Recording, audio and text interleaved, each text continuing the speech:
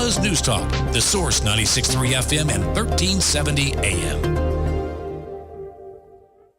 Ocala's information station, 1370 WOCA. Ocala!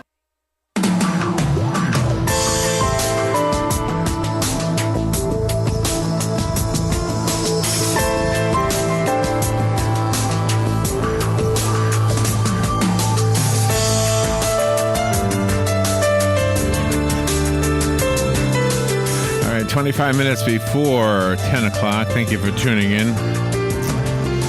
So I have this really uncomfortable memory of junior high school, Robin. It was a dance that I was at, and when all the boys were on one side of the gym and all the girls were on the other side of the gym, and one of the teachers grabbed me and said, "Come on, let me show you how to dance." So I'm out there, and so when I was all done with it, all my friends were laughing at me. So I never danced again. I was horrible. I had no idea what to do.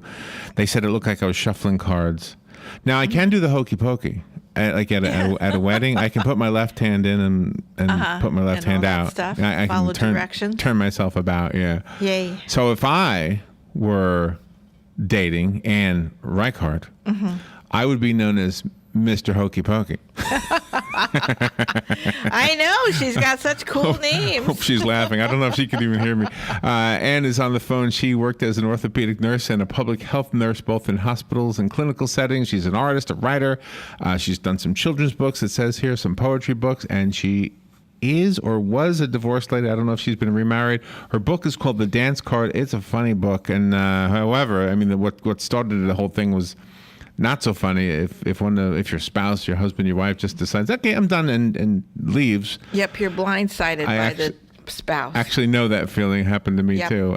Looking for Love After Divorce. It is her memoir, and boy, she wrote a memoir that is a funny one. I love the names of the guys, by the way. So I would be Mr. Either that or I could be Mr. Chicken Dance. I can do the chicken dance too. Yeah, I just realized I know two dances: the hokey that's pokey right. and the chicken dance. Yeah, you do. Good morning, Ann. How are you? I'm just great, Larry. How are you doing? You got a sexy voice too. So how are you? Are you married right now? I'm not married. No, I'm not. Are you glad you're not married right now? You know, it's an interesting question. I'm kind of in the process of dating an individual, and that's all. It's as far as you're going to let us know. Where are you? Where do you live? I live in Madison, Wisconsin. Yay, go Packers. Hey, Robin's from Wisconsin. Go Packers and the Badgers. They That's played right. today. Oh, excellent. See, it takes me a while to hear the accent. Now that you tell me, I can hear it. So I have that Midwestern twang. You have that Wisconsin thing. I don't call it a twang. See, I was actually told that by one of my dancers, Mr. Jitterbug. Mr. Jitterbug. My favorite name, by the way, in the book, Mr. Jitterbug. Thank you. He was quite a high wire act, I must say. And Wow. You both love music. You're a music lover, too. I love music. My whole family is into instruments and singing, and I've been on stage, actually, in theater, just regional productions, but love to perform. So can we talk about the serious part first? What happened to you? Yeah. You were in your mid-50s, and what happened? Your husband just said, I'm done? Yeah, absolutely. Married for 30 years, and that came to an unexpected end. I was 56 years old. He just kind of threw it at me and said, I don't love you anymore. I want to find somebody else that's going to stimulate me for the rest of my life. And I was blown away. So, and I thought, well, I was the only one that this would ever happen to. And I'm finding now, it's been 8 years since my divorce, that this is happening to so many other people out there. It's really shocking. Really. Do you two have children? I'm guessing they would be adults. But do you have children? Yes, I have 2 adult daughters. They're wonderful daughters, which, and I think that there is collateral damage when there is a divorce or any kind of loss of any sort within a family. And he really didn't recognize it at the time and still doesn't. So, that was really my goal, was to make sure that everybody was nurtured and did well throughout this whole process, but that's not really the reason for writing the book. No, but the book is funny, and you make me realize how dopey us men are, and I know this. I know this about us, but oh dear. Well, that wasn't my intention. But no, but it's funny. Yeah, but it's funny. Kind of what I was discovering in many, many ways. But not everybody is dopey by any means. Well, can I defend the dopiness though? I think we're all all men. I mean, I don't know if I can speak for women, but we're dopey when we're trying to get a woman to like us, because it's like, gosh, can I do anything to make you like? Because I'm not really likable, okay? I'm not really that exciting. I'm not really rich. I'm not really a world traveler, but boy, I'd sure like to get to know you. So I'm just going to be Jerry Lewis, like when he was 18 or something. Yeah, and that's something that might turn some people on, but it depends upon a person's personality. Everyone is looking for someone that's going to fit into the realm of their life or fit within their own personality. And that may not be for everybody. But I do feel sorry for men. Honestly, I feel really bad for actually a lot of the men that I had dated because they were in their mid-50s, going on 60, and they were looking for a companion or someone that was going to stimulate them intimately. And let's be frank about that.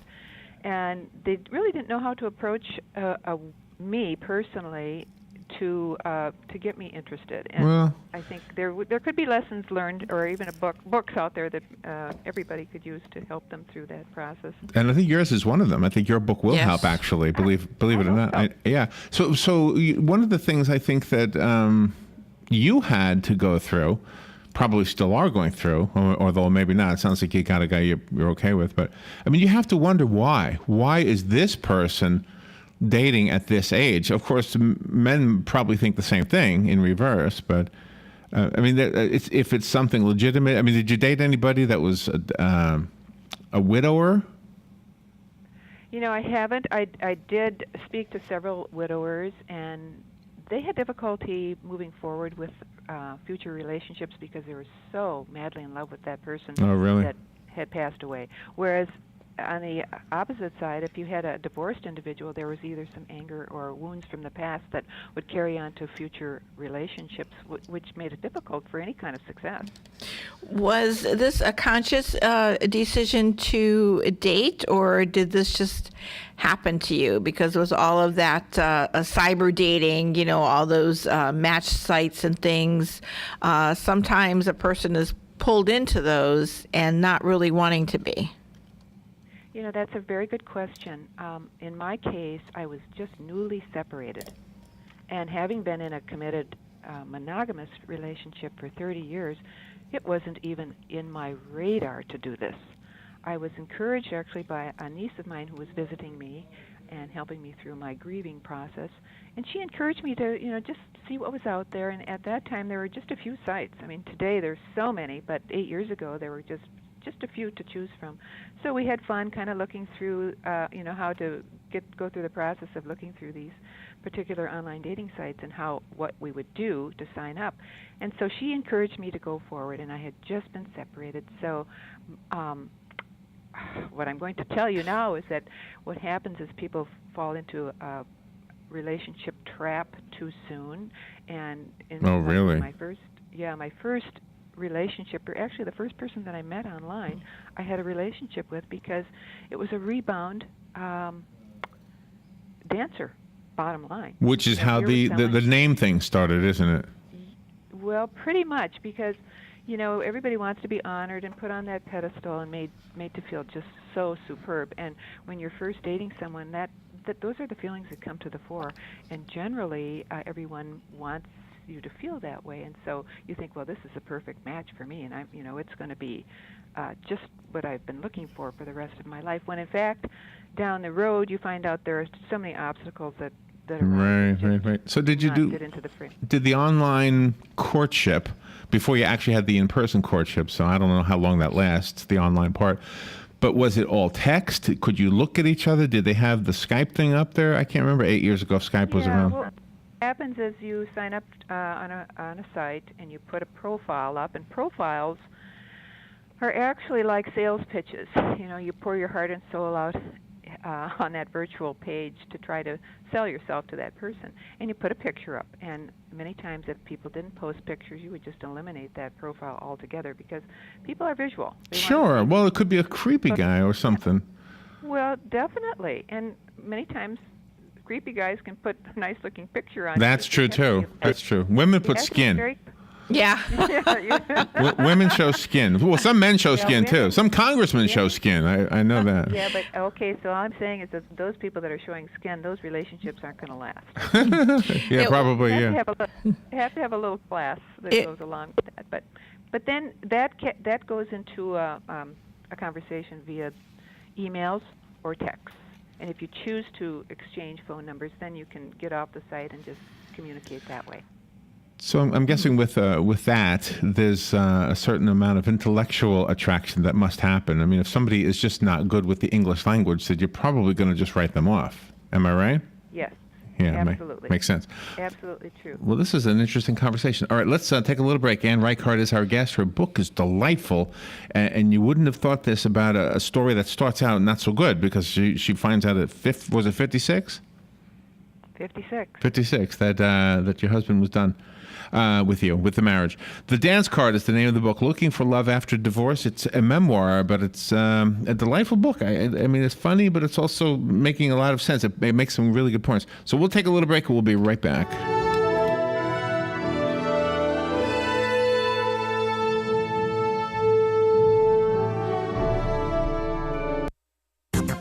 The weather is brought to you by myfwc.com. Safe boating is no accident. We'll see a mix of sun and clouds today. It'll be warm with nothing more than a shower or thunderstorm in the area this afternoon. The high 82 to 86. Tonight, partly to mostly cloudy and mild with a shower in spots. Lows in the mid to upper 60s. Mostly cloudy tomorrow. Breezy and not as warm with a couple of showers and a thunderstorm. The high 75 to 79. For Saturday, sunny, breezy, and cool with highs in the upper 60s. From the Florida Weather Center, I'm meteorologist Joe Lunder. My name is Erica Olstein. I'm a doctor of acupuncture and oriental medicine at A Better You Healthcare's Pokin' for the People Community Acupuncture. Join us every Monday at 4 p.m. for a relaxing and therapeutic community acupuncture session with like-minded, health-conscious individuals from our community. Pricing is only $35. Group sessions involve yoga breathing and acupuncture for the benefit of stress, anxiety, and depression. Unwind and start your week off right. If stress is leaving you a mess, you need a checkup from the neck up. When you're feeling blue, come to A Better You. A Better You Healthcare, just behind the Paddock Mall on 27th Avenue. For further details, visit abetteryouhealthcare.com or call 615-5566. Again, that number is 615-5566. All right, 12 minutes before 10 o'clock. Looks like it's raining or getting ready to rain up there. All right, Ann Reichardt is on the phone. She's written the book, The Dance Card. You will like this book. It's Looking for Love After Divorce, and she one of the parts of the book that tickles me is the fact that she named the guy she was dating after dances. Yeah. So I just realized during the break I could have been Mr. Square Dance too. I think I can do-si-do. I'm not so sure. You know what else, Ann, I was thinking about? I was thinking, the one thing you got to hand it to these guys. I mean, unless they were 80 years old. At least they were dating somebody their age. Sometimes these guys who are divorced and in 50s and 60s, they're dating 20 and 30-year-olds, and who knows why the 20 and 30-year-old women are going along with it. But at least these guys were staying in the ballpark of their age, correct? Well, no, that's not correct, actually. Really? There are a lot of 50-some-year-old men that are looking for, and on their profile site, they have to list their age specifications or what they are really looking for. And right. Many of them are looking for 30 to 40-year-old women. Yeah, but I mean the guys that you went with.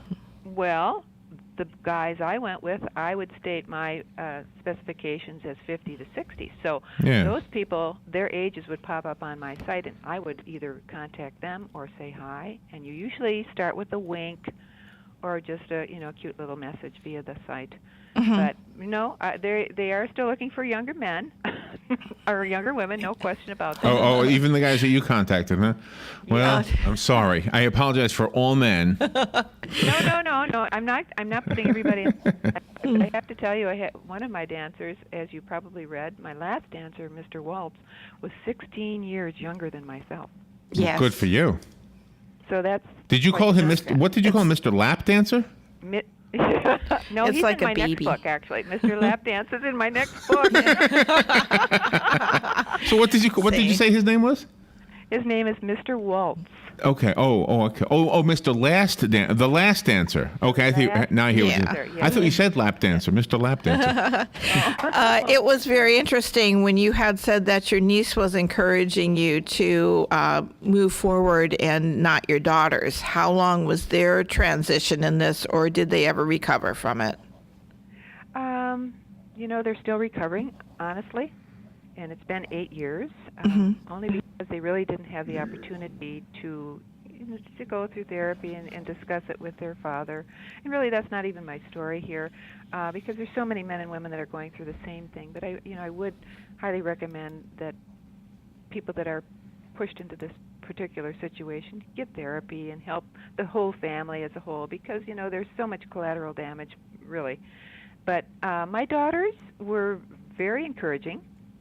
I was a little bit hesitant about having them read the book. I left it up to them, and they both decided to do that because they know their mother, and we are quite close. But they felt it was really well written. Wow. Metaphors. My one daughter is a teacher. She teaches English, so she thought I did a pretty good job at it.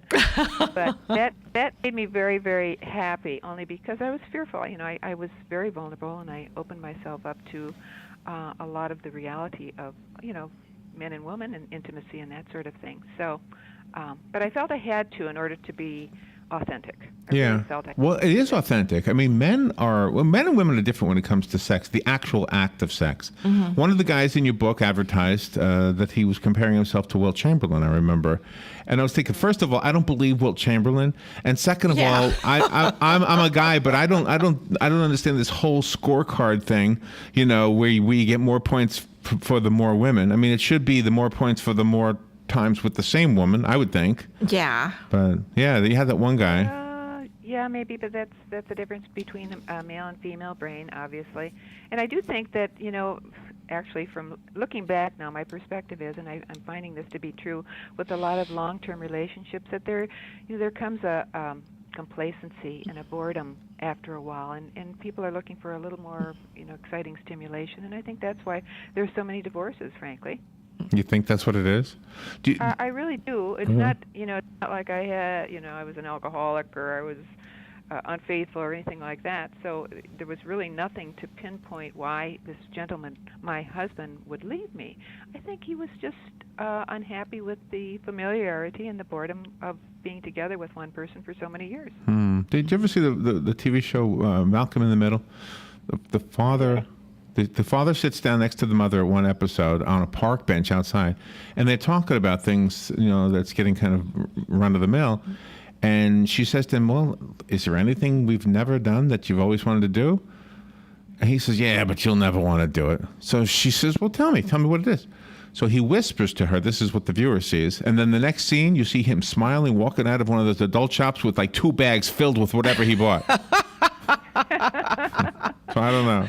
Communication is the key. Yeah, and one of my dancers, Mr. Jitterbug, actually had the 4 C's, and he states that exactly, that communication is important, commitment, and companionship, and then chemistry.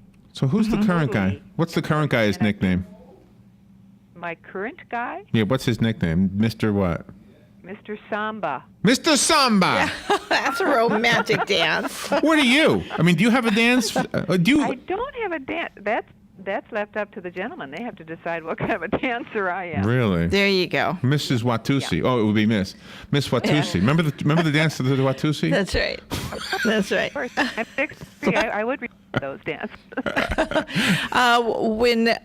When you're out and about and you're at different functions and things like that, and you feel like you want to have a relationship, are you the initiator, or do you drop hints and let the other fella initiate?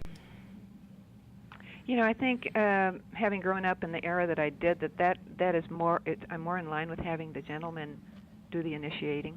Mm-hmm. It's not so much the truth today with couples. I think that men are looking for women to be a little more assertive and aggressive in that sense, but it's very difficult for me because that's not who you are. Normal. So Right. so let me can we play this? Let's pretend I'm Mr. What would I be, Mr. Samba? So you didn't look at each other on the computer. You just spoke to each other on the phone after the initial meeting with email? Oh no.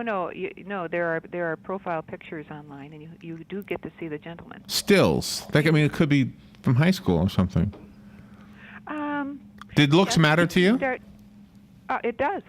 To be honest with you, it really does. I think we all have an idea of what is attractive to us, and I'm not going to go for the burly, bearded, big mustache, long-haired gentleman that rides a Harley. Uh-oh. That's not who I am. No biker for you. No, but there are a lot of women out there that desire that. Of course, yeah. I see them on the back of Take bikes that all the away. time. Yeah. Can you tell when you are with someone that they either want to have this as like something without any marriage ties or with the marriage ties? Absolutely. Is that you on the back? Holy mackerel, you are beautiful. That's you? Wow. You should have no trouble. Well, I've had a lot of dancers, I have to say. Wow.